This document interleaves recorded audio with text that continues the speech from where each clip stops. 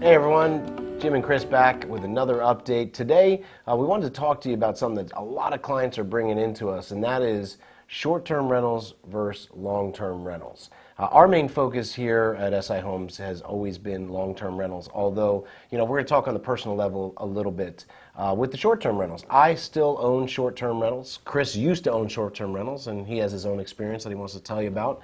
But overall, we have decided to stay with the long-term rental, especially for our clients, and there's a couple of reasons why. Our main job is to always be helping you get the best returns possible for a long-term rental portfolio, but also reduce risk. And we've seen a couple of things that have created risk within the short-term rental arena over the last 12 months especially, that we want you to be aware of. First off, I do want to tell you, they can be a great way to hold a more expensive property and not be at a huge cash flow loss if there's a lot of demand for them. They can also, if they're in high demand, have a much higher cash flow than a normal long-term rental. But with that said, there are some downturns that we've seen with the short-term rental arena. And the first thing is the law.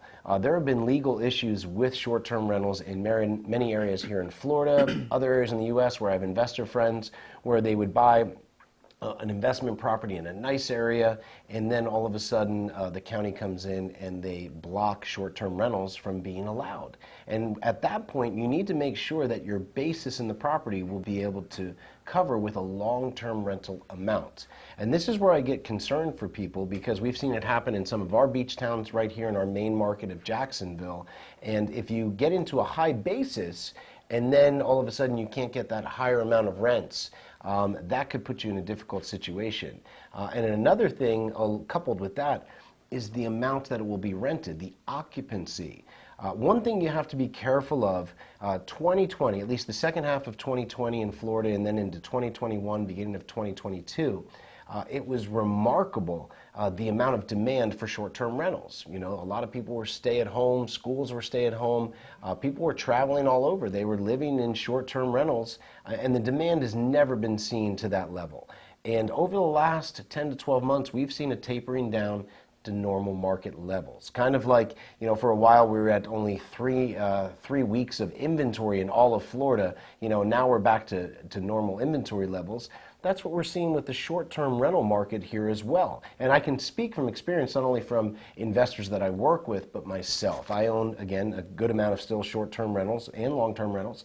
But what I saw with the short-term rentals is a big drop from the last 2 years. So if you're basing your numbers or projections off of the last 2 years through the pandemic, that could put you at a big loss if you're not getting that type of rent. So overall, it can be a great way to hold a higher end property, maybe not have as much a bleed, or even have a nice cash flow if you're in the right location. However, if they take away the legal right to do the short-term rentals, and if the demand is not as high and you are expecting way more occupancy than you're getting, it can put you at a real shortcoming, and we don't want to see that happen to you. Chris, I know you had some real close personal experience with this in some really prime areas with short-term rentals.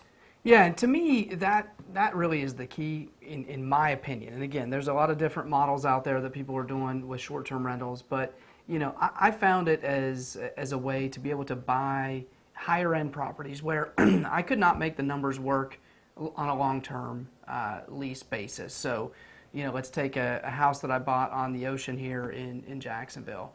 And, as a long-term rental, this is one of the scenarios where we actually, as a short-term rental, this is one of the scenarios where we actually got a fair amount more rent than we would get with a long-term rental, and so we were able to have this great beach house property that we could use occasionally for the family if we wanted to, and then also basically holding that property long-term. So the income stream from the short-term rental, it wasn't that great. I mean, it did make money, but it wasn't phenomenal cash flow by any stretch of the imagination, particularly for the size of the property and the size of the loan that we had out there and the equity we had in it. But at the end of the day, we held that property for, I think, about 6 years, and the market appreciated significantly over that 6-year time period. So we were able to, really realize a nice gain on the exit of the property, which, is very beneficial from a tax perspective, where we're getting long-term capital gains versus ordinary income, when we're selling things within the first year. And, and before that, we were able to pick up some nice depreciation along the way to offset some of our ordinary income, which of course we had to recapture that when we sold it.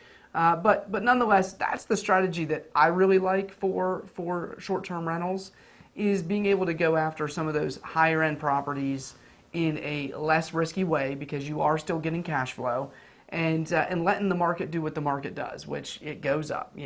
Just over the long run, real estate goes up and to the right on the chart, and and this gives you some exposure to to those higher end properties that I wouldn't normally look at for long-term rentals. I will tell you the thing that we do hear a lot from folks when they're coming to look at long-term rentals is, hey, can I turn this into a short-term rental? And I think you got to be very careful about that, and really when you're evaluating these, don't say, hey, this is the property that I can afford, and I really want to do short-term rentals, so I'm going to do it on this property. That doesn't work. Not all properties can be short-term rentals, and we've seen folks in the market go out and not be in prime locations, and not have a business plan. So if you're not in a prime location, you probably need to be close to a hospital, or you need to be close to some other venue that's driving a lot of traffic that is going to drive that short-term rental volume. Otherwise, you need to be near the beach or some attraction. A downtown. A downtown, exactly. So there needs to be some draw. But we see folks, putting short-term rentals up in the middle of the suburbs, on the far west side of Jacksonville, close to nothing. And and I don't think that those that those are going to work out well, unless there's something that they're seeing that I'm not. But I think that's really important. Is most short-term rentals, you could put a long-term tenant in if you needed to, and you might not get the same cash flow from a long-term, or you might, like in Jim's case, he's found that a lot of his long-term rents, when you take into account the vacancy days of short-term, end up being the same rental amount. But but typically you can always get a long-term tenant in a short-term property. You can't always get a short-term person in a long-term property. Great point. And I've seen with, and I think location is key. And again, just speaking from some of my personal, right near downtown St. Augustine, great area, my basis is really low in these properties. So I'm in a good position in these properties. But when I started to look at the higher rents, when you get a vacation manager, it's going to be 20%, opposed to 8 to 10% normally with a long-term manager. You're paying all utilities. You're paying for those fringe benefits if you have a pool and you're cleaning it, or a hot tub and you're cleaning it. The all utilities along with internet, those things start to add up. And if you have less days, then you have to do your math on that. And when I started to do the math, especially on a few of my properties, I said, well, I don't have to pay any of those. The inflationary effect is taking effect on the long-term rent rates.